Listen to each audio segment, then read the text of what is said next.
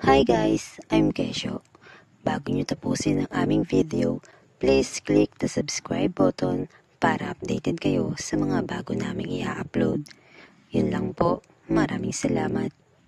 Sa baryo ng Bagong Liwanag, kung saan ang mga bahay ay magkakalayo at napapalibutan ng kakahuyan. Matagal nang umiikot ang kwento tungkol sa isang misteryosong nilalang. Sinasabi ng mga matatanda na may aswang na nakatira sa dulo ng baryo. Sa lumang bahay na matagal nang walang katao-tao. Pero higit sa lahat ng mga kwento, isang bagay ang palaging binabanggit. Ang alagang pusang itim ng aswang. Ang pusang itim daw na iyon ay hindi pangkaraniwang pusa.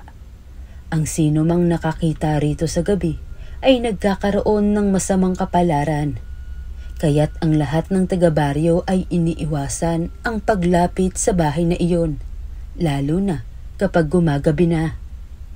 Si Elena ay isang dalagang 22 taong gulang na bagong lipat sa baryo. Galing siya sa lungsod at pumunta sa Bagong Liwanag upang makapagsimula ng bagong buhay bilang guro sa pampublikong paaralan doon. Mahilig siya sa mga hayop, kaya't nang marinig niya ang tungkol sa kwento ng pusang itim, hindi siya natakot. Sa halip, naisip niyang isa lamang itong gawa-gawang kwento upang takutin ang mga bata. Ano naman ang masama sa pusang itim? Tanong niya sa mga kapwa niya guro habang nagkakape. Superstitious lang siguro ang mga tao rito. Hindi superstitious, Elena. Sagot ni Aling Pilar, isang matandang guro matagal nang nagtuturo sa baryo. May mga bagay na hindi mo naiintindihan. Ang pusa ng aswang ay hindi ordinaryong hayop. Ito ang kanyang mata sa gabi. Kung makita ka nito, alam ng aswang kung nasaan ka. Isang gabi, habang naglalakad si Elena, pauwi mula sa bahay ng isang kaibigan, napansin niya ang isang pusang itim na nakaupo sa tabi ng kalsada. Tahimik itong nakatingin sa kanya. Ang mga mata nito ay tila nagbabaga sa dilim. Uy pusa, sabi niya habang yumuko upang tignan ito ng mas malapitan. Ba't nandito ka sa dilim? Ngunit hindi gumalaw ang pusa. Tahimik lang itong tumingin sa kanya. Sa kabila ng kakaibang pakiramdam na dulot ng titig nito, nagpasya si Elena na huwag nang pansinin ito. Kinabukasan, napansin niyang parang sinusundan siya ng pusa. Sa tuwing lalabas siya ng bahay, naroon ito, nakaupo sa tabi ng gate o di kaya'y nasa ilalim ng puno. Ay, ano ba ito? Mukhang nagustuhan mo ako ah. Nang ikwento ni Elena ang tungkol sa pusang itim kay Aling Pilar, natakot ang matanda. Elena, iwasan mo ang pusang iyon. Baka siya ang alagang pusang itim ng aswang. Kung patuloy kang susundan niyan, baka mapahamak ka. Aling Pilar, pusa lang yun. Wala namang masamang nangyayari sa akin, di ba? Ngunit habang tumatagal, napansin ni Elena na tila mas nagiging kakaiba ang kilos ng pusa. Minsan, sa kalagitnaan ng gabi, maririnig niya itong nagmamaoy sa labas ng bahay niya. Ang ingay nito ay tila umaalingaw-ngaw sa buong baryo. Isang gabi, habang nagbabasa si Elena sa kanyang kwarto, may narinig siyang kaluskos mula sa bintana. Nang silipin niya ito, nakita niyang naroon ang pusang itim, nakaupo sa may bintana at nakatitig sa kanya. Napansin niyang may hawak itong kung anong bagay sa bibig nito, isang maliit na supot. Bumaba siya upang tignan ito ng mas malapitan.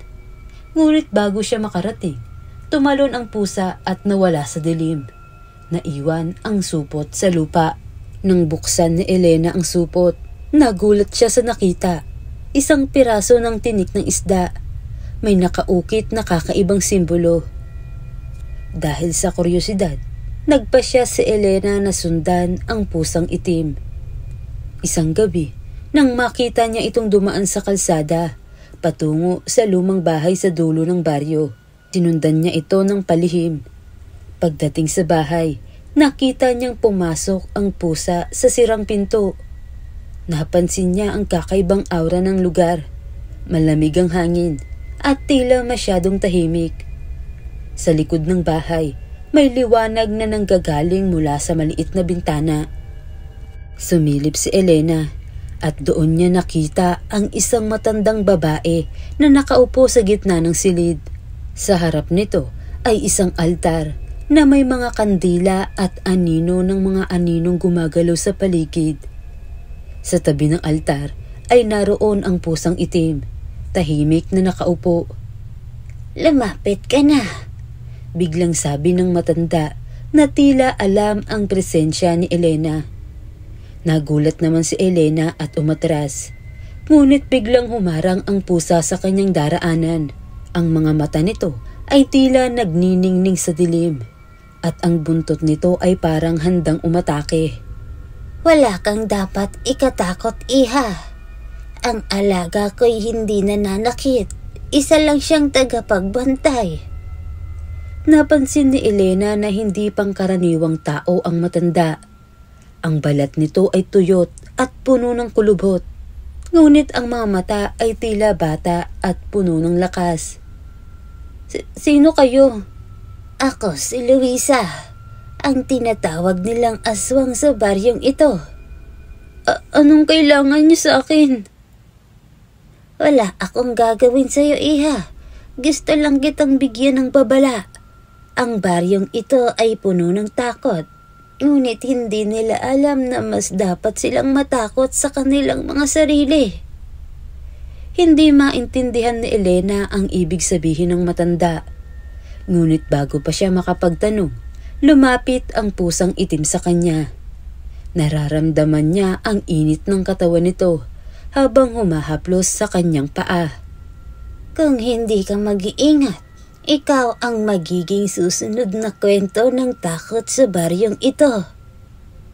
Sa kabila ng takot, hindi mapigilan ni Elena ang magtanong, "Bakit palaging kasama niyo ang pusang iyan?" Ang ngiti ni Luisa ay nagbago. Tila ba nagbigay ito ng bahagyang lungkot. "Ang pusang ito ay hindi ordinaryong hayop.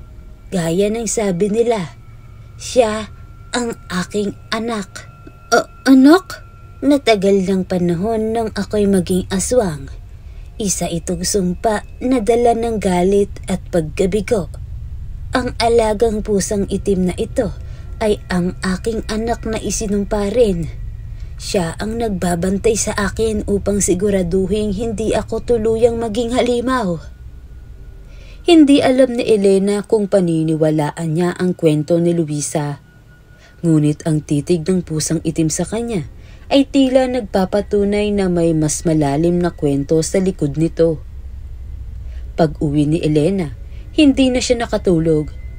Ang mga mata ng pusang itim at ang boses ni Luisa ay paulit-ulit na bumabalik sa kanyang isip. Kinabukasan, napagdesisyonan niyang umalis na sa baryo. Hindi niya kayang magpatuloy sa lugar na puno ng takot at misteryo. Ngunit habang nag-iimpake, naramdaman niyang may nagmamasid sa kanya. Paglingon niya, naroon ang pusang itim, nakaupo sa kanyang kama. Sa tabi nito ay isang maliit na supot, parehong supot na nakita niya noong una. Binuksan niya ito at sa loob ay naroon ang parehong simbolo. Ngunit ngayon ay may kasamang sulat. "Hindi mo maaaring takasan ang iyong tadhana." Habang nagmamadaling lumabas ng bahay, biglang sumagi sa kanyang isipan ang sinabi ni Luisa. "Ikaw ang magiging susunod na kwento ng takot." Nang lumingon siya sa salamin, napansin niya ang kakaibang pagbabago sa kanyang muka. Ang kanyang mga mata ay tila nagbabago ng kulay at ang kanyang ngiti ay may kakaibang anyo. Naalala niya ang huling haplos ng pusang itim bago siya umalis ng bahay ni Luisa. Sa baryo ng Bagong Liwanag, isang bagong kwento ang lumitaw.